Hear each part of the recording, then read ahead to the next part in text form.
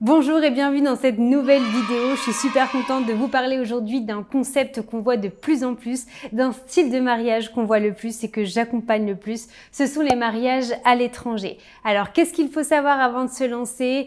Comment organiser un mariage à l'étranger quand on est en France? Je vous propose qu'on fasse le tour de la question et surtout des sujets importants avant de vous lancer.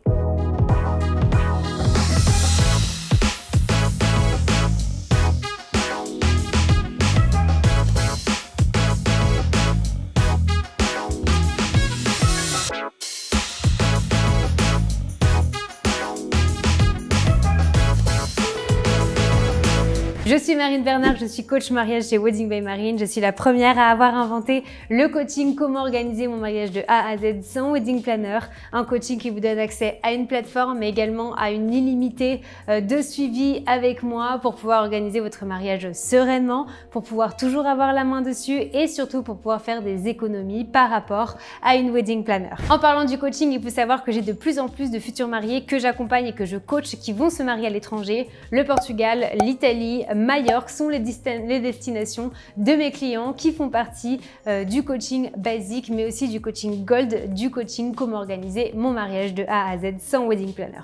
Ce sont forcément des mariages qui sont différents puisqu'il faut s'adapter aux cultures, aux pays, à ce qui se fait et je sais que vous êtes nombreux à vous poser la question, mais avant de vous lancer, j'ai quand même envie de vous mettre en garde et en tout cas de vous donner des informations importantes qui vont vous permettre de vous décider ou non à vous marier à l'étranger. J'ai déjà envie de commencer par la liste des invités. La liste des invités, c'est déjà quelque chose qui n'est pas facile à faire quand on se marie en France et qui l'est d'autant moins quand on va à l'étranger. En fait, il faut bien vous mettre dans la peau de vos invités. Pour vous, c'est votre mariage, vous allez avoir du budget, vous êtes prêt à dépenser, à rester une semaine là-bas. Il faut savoir que selon où vous allez vous marier, ça va être plus ou moins compliqué pour vos invités de pouvoir venir. De toute façon, à partir du moment que vous êtes un petit peu loin de chez vous, que ce soit en voiture, mais que ce soit aussi en avion, c'est souvent un peu plus compliqué pour tout le monde et pour l'organisation. C'est-à-dire que moi, je me suis mariée au Mexique un jeudi 30 décembre. Donc évidemment, je savais à l'avance que pas beaucoup de mes invités allaient pouvoir venir. C'est quelque chose que je savais à l'avance. Maintenant, si vous vous mariez en Italie, en fait, même le simple fait de se marier en Italie, on se dit bah, c'est quand même relativement proche de la France, c'est quand même une destination qui est sympa, où on peut y aller en été, oui, mais pas tout le monde peut se le permettre. Et je pense que quand vous vous mariez à l'étranger, il faut déjà vous mettre en tête que la liste des invités va être réduite. Je sais que parfois, c'est une excuse qui est parfaite parce que souvent en France, on ne sait pas trop comment la limiter et de devoir se marier à l'étranger, c'est l'excuse parfaite. Mais il va aussi falloir comprendre vos invités qui ne pourront pas venir. C'est-à-dire que moi, à votre place, je ferai déjà la liste des personnes qui pourraient venir, mais aussi quand je leur demanderai, parce que je leur demanderai leur avis avant de me lancer, je leur dirai attention, ce n'est absolument pas une obligation, on comprend si vous ne pouvez pas venir et il n'y a aucun souci. Moi, quand je me suis mariée au Mexique, j'ai un ami que j'adore énormément et que je salue d'ailleurs, qui m'avait dit qu'il allait faire un prêt pour pouvoir venir au Mexique. Évidemment, je lui ai dit que c'était hors de question. C'était un mariage où pas tout le monde allait pouvoir être présent, mais que pour tous ceux qui avaient envie de faire des efforts, de demander des prêts ou qui allaient se mettre dans une situation financière qui n'était pas confortable, je leur ai dit évidemment que non, que je ne souhaitais même pas qu'ils soient là parce que j'ai pas du tout envie qu'un mariage, que mon mariage en plus de ça, cause ces problèmes-là. Donc il faut tout simplement vous mettre dans la tête en vous mariant à l'étranger, vous n'allez pas pouvoir avoir la liste des invités que vous auriez aimé avoir en France. Si oui, si tous vos invités ont les moyens de le faire, alors c'est génial, mais je sais que ça arrive que certains ne puissent pas et c'est quelque chose qu'il faut avoir dans la tête avant de se décider à se marier à l'étranger. Ensuite, quand vous vous mariez à l'étranger, faites bien attention à votre organisation de l'année, mais aussi à votre budget. Alors, selon la destination, le mariage sera plus ou moins cher. Moi, je me suis mariée au Mexique, ça fait partie des destinations qui sont moins chères. Si je le compare à des mariages au Portugal, à Majorque ou encore dans les Pouilles en Italie, ce sont des mariages un peu plus haut de gamme puisque ce sont des destinations très prisées en ce moment où souvent ce sont des mariés qui vont avec un gros budget. Donc ces destinations sont aussi beaucoup plus chères, donc ça c'est à prévoir dans le budget. En fait, c'est toujours difficile de comparer des prix de la France à des prix d'un autre pays puisque ça va vraiment dépendre de la région, de là où vous voulez aller, du continent, des pays, etc. Donc renseignez-vous auparavant sur les budgets, sur ce qui se fait là-bas pour ne pas avoir de mauvaises surprises. surprise. Et ensuite, je vous parlais de l'organisation et aussi du budget que vous allez devoir rajouter. Même si vous organisez votre mariage à distance, il y aura forcément au moins une fois, et moi je conseille d'y aller 2 fois dans la destination où vous allez vous marier, où vous allez devoir vous déplacer. Du coup, billets d'avion, hôtel, les restaurants sur place, c'est des frais qui sont à calculer et donc je pense que c'est vraiment à prendre en compte dès maintenant pour voir si ça peut vous permettre de vous marier à l'étranger ou non. Là, j'ai le cas en ce moment de mes mariés qui veulent réserver leur lieu de réception en Italie. Ils savent très bien que pour avoir ce lieu de réception-là, il va falloir qu'ils y aillent le plus vite possible parce que malheureusement, les lieux ne peuvent souvent pas bloquer pendant 2 mois la date à des mariés alors qu'ils ont quand même beaucoup de demandes, notamment sur les saisons estivales. Donc, il faut être prêt aussi à être flexible et à se dire, en fait, si on doit partir dans 1 semaine, il faut qu'on boucle l'avion, peu importe le prix, et aussi il faut que je puisse avoir quelques jours. Donc ça, c'est des petites choses comme ça à prévoir quand on se marie à l'étranger, qu'on n'aurait pas forcément quand on se marie à côté de chez nous. Maintenant, je vais vous parler de la saison à laquelle vous avez envie de vous marier. Ça paraît bête et pourtant, des fois, on n'y pense pas forcément.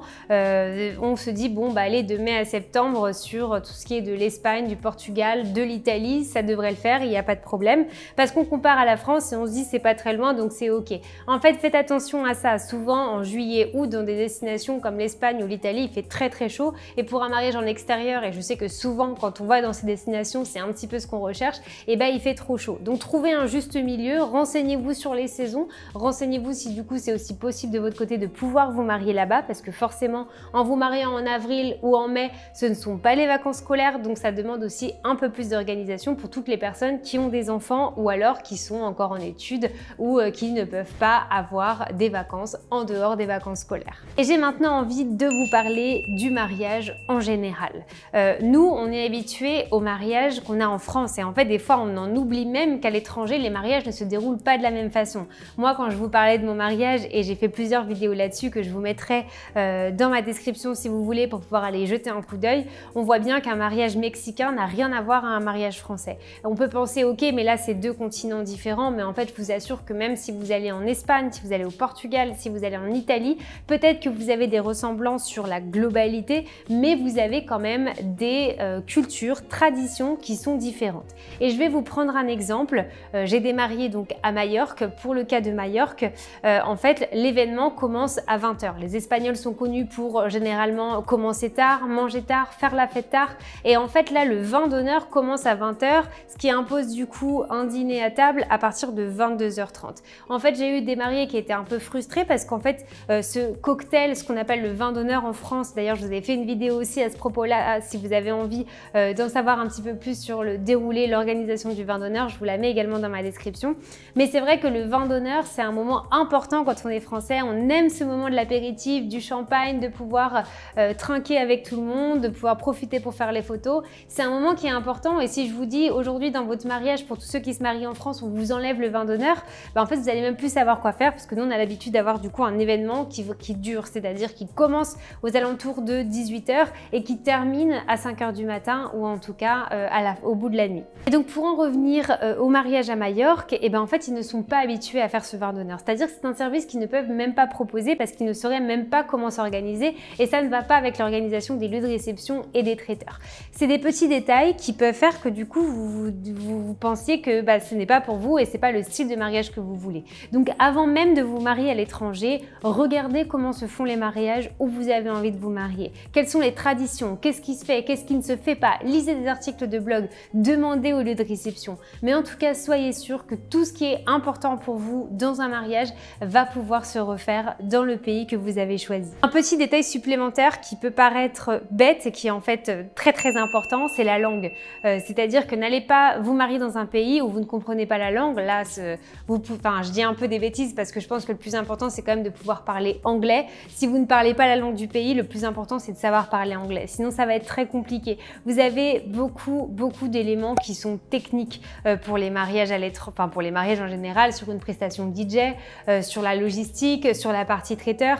Ne pas comprendre la langue, mais une difficulté et aussi ce qui fait que ça vous stoppe des fois avec vos prestataires. Si je vous prends le cas de mes mariés au Portugal, ce sont des mariés qui ont une wedding planner qui est au Portugal, qui ont déjà toute l'organisation qui est quasiment faite et qui ont quand même rejoint le forfait basique du coaching pour que je puisse moi les aider à faire l'intermédiaire justement au niveau de la langue et justement au niveau de bon ok, qu'est-ce qu'on doit savoir quand on est français globalement parce que ils sont loin, on sait pas trop et ils ont besoin de cette proximité. Donc si jamais vous pouvez, faites-le et ce qui est le mieux et le mieux du mieux, c'est de pouvoir parler la langue. Moi je parle couramment espagnol, du coup ça n'a pas du tout été un problème et par exemple pour mes mariés qui se marient à Majorque, ils parlent très bien anglais, ils se débrouillent très bien en espagnol, mais je suis quand même là dans les rendez-vous pour pouvoir parler espagnol, du coup en espagnol courant, pour qu'il n'y ait aucun problème et qu'on soit sûr qu'on ne passe à côté de rien et d'aucun mot technique ou d'information importante qu'on ne comprendrait pas. Je pense que ce sont les premières questions à vous poser avant de vous lancer vraiment sur un mariage à l'étranger. D'ailleurs, dites-moi si vous devriez vous marier à l'étranger, quelle serait la destination? Faites-moi rêver, commentez-moi en commentaire.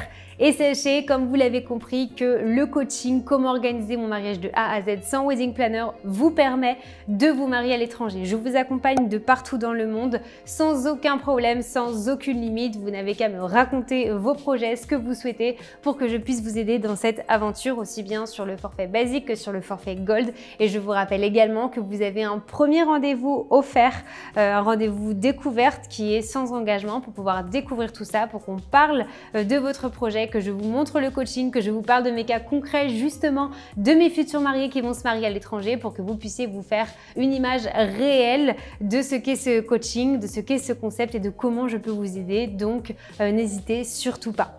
Je vous rappelle que si vous avez aimé cette vidéo, n'hésitez pas à la liker, à la partager, à la commenter, surtout à vous abonner à ma chaîne YouTube pour que je puisse continuer de vous faire ce contenu, que je puisse comprendre ce que vous aimez, ce que vous aimez moins, pour pouvoir prévoir tout le contenu des semaines à venir. Je vous dis un grand merci encore une fois de me suivre et je vous dis à très vite pour une prochaine vidéo.